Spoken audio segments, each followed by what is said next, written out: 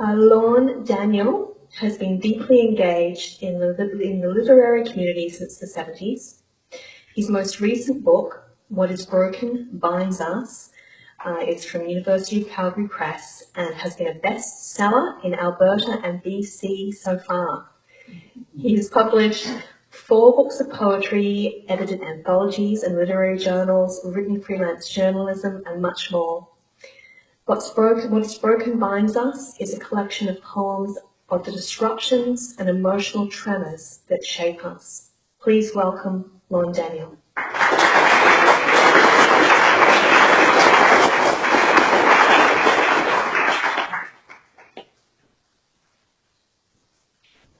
Thanks, Karen. Great to see everyone on Zoom and out there in the audience. Thanks for coming out. It's just a real pleasure to be here at Planet Earth Poetry, and especially I think in the 30th anniversary season of Planet Earth, which is quite an amazing poetry series, weekly readings for 30 years. It's quite amazing, and what I really appreciate is the sense of community, and the sense that everybody here is kind of doing the same thing, trying to make some meaning out of this thing called life. And we all do it in different ways, and we hear so many different voices, and the open mic and Mahaila's reading. There's just so many opportunities, so I appreciate it. And I did want to, so that I don't forget at the end, begin with some thanks, just a couple of thanks. There's so many volunteers involved with Planet Earth Poetry, but I think most of you know 2 people in particular that it really depends on. I wanted to thank Zoe for all the logistics work and how many steps she goes up and down those escalators every week, turning them on and off, and all the things that she does behind the scenes. And then Kieran, who does what I call the creative herding of cats to make it all happen, which is a lot of logistics again, but also the whole creative piece that goes behind finding readers and so on. So I'll read, depending on my time here, probably 4 or 5 pieces from the new book. The first poem, I'm really fascinated by overlaps of experiences between generations. Is this high enough? You can hear me okay, right? Between generations. And I'm fascinated by the fact that we as humans get such a small glimpse of what humanity experiences, and we kind of get 1 or 2 generations before us, our parents maybe, and a bit of a glimpse of our grandparents and ourselves, and maybe children and grandchildren. So it's a small little glimpse, but it's the overlap between those generations that I often find very fascinating. And so this poem originated, it's set on the island here, but it's originated about 12 years ago. And it references experiences of about 4 generations in my family. And in good Victoria's fashion, we'll start on Dallas Road. This is called When the Tributaries Ran Rich. We walk the waterfront, unleash the dogs, toss sticks, gaze to mountains resting on light beds of fog. We are unfamiliar with one another, but for our familiar clusters, woman with elderly woman and walker, couples, tourists with viewfinders, pointing. I too point to the new to me here at the base of Beacon Hill in 1915. Trenches were dug thousands of miles from the war front. Young men in training, digging as deep as the rocky island would allow. 2 years I've lived here, and the trenches are just another invisible piece of my vast unknown. We miss so much. What do you miss most about growing up on the homestead? I asked when my mother startled me saying she knew about a better world that I would never see. Streams in the spring, she said, so many, splashing through the day, even at night a murmur. Her voice just that, then stronger. Now it's all culverts and cultivation, and I swallowed. I wanted to say I too had heard spring streams sometime, somewhere, but it was not the same. She's been gone 20 years, and still I feel a rush to share something hopeful. Did you hear the salmon spawning on the Columbia are almost back to the levels of your birth year, Mum? But what's this shortness of breath? She is gone. In Grandfather Charles' time, the tributaries ran rich with silver and pink, flashing and full, flush with Chinook and coho, sockeye steelhead, 10 times beyond mother's count. We cannot fathom. This November, hearing of a good run of chum up Gold Stream, we took our boys down to witness, writhing up the shallow, rubbing the rocks red with death and the seed of tomorrow. Today we're back on the seafront, where dogs still chase sticks for no reason, and each of us gazes through mist toward mountains, unmoored, pulled to a distant ache, origin unknown.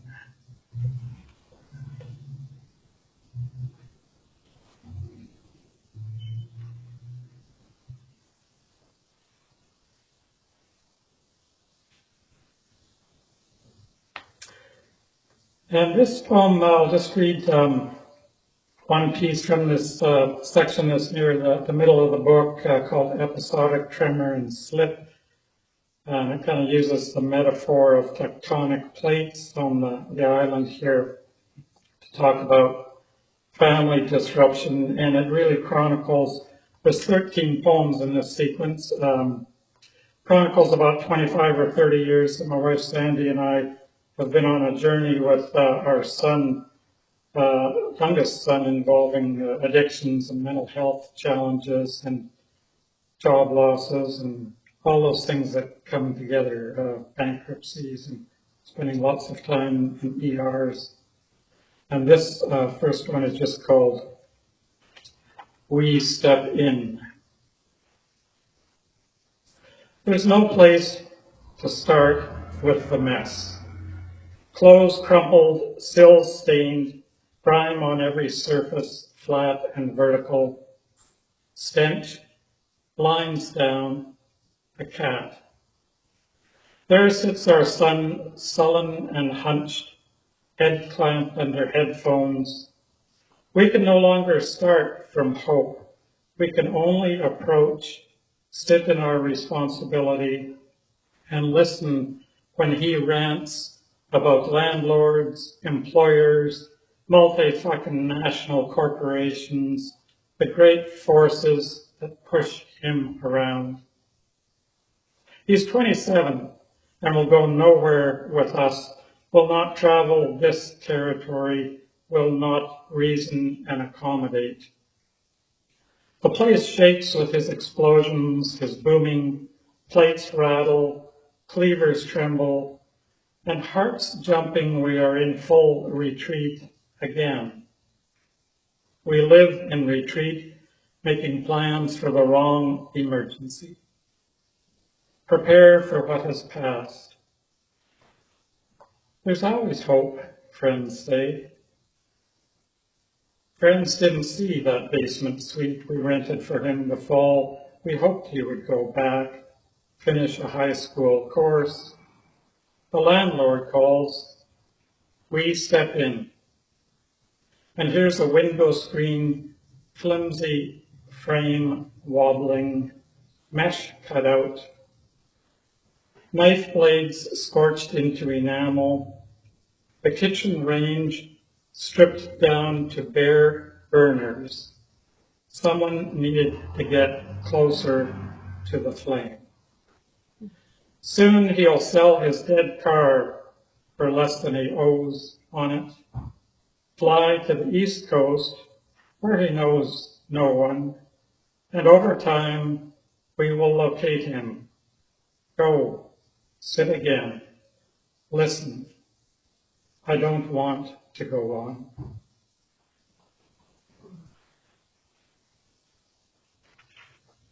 And the irony of that, of course, is that I do go on for 12 more poems. Because poets can just never just let it.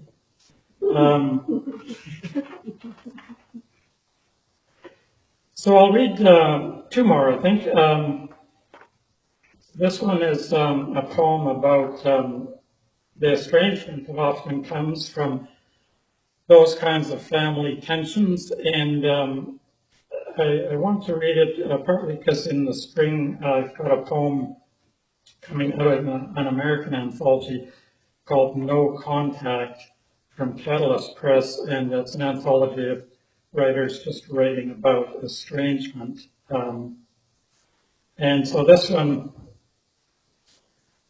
is a poem written in kind of two parallel columns, almost like two voices talking to one another, but I think it reads okay orally as well. It's called You Don't Get Here Without. Not a new thing, estrangement. I like how dictionaries emphasize a formerly close and affectionate relationship in use since 1539. Without love, affection, without years on the playgrounds, hockey rinks, stick handling, word play, there is no estrangement. You don't get here without being there. It comes to this after years of shifting to and fro, heavy bodies casting silent shadows, moving some sort of inarticulate absence of conversation, leaving what radio people call dead air. People don't send cards mourning the anniversary of an estrangement. We don't bury these lost days and years. It takes at least two to be estranged, yet at times it is as if we are without human agency, stone dumb, slabs on the thin crust of a tectonic plate, pulled slowly over molten core.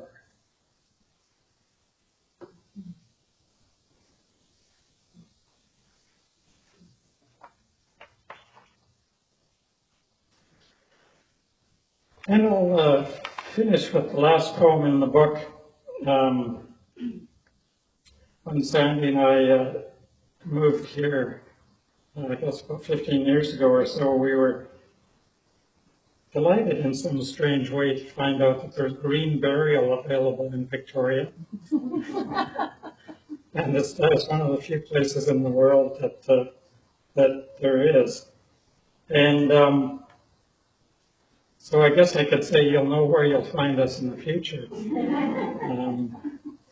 This poem is called Biking to the Green Burial Grounds. Still breathing heavily, borderline giddy, we pull off sweaty helmets.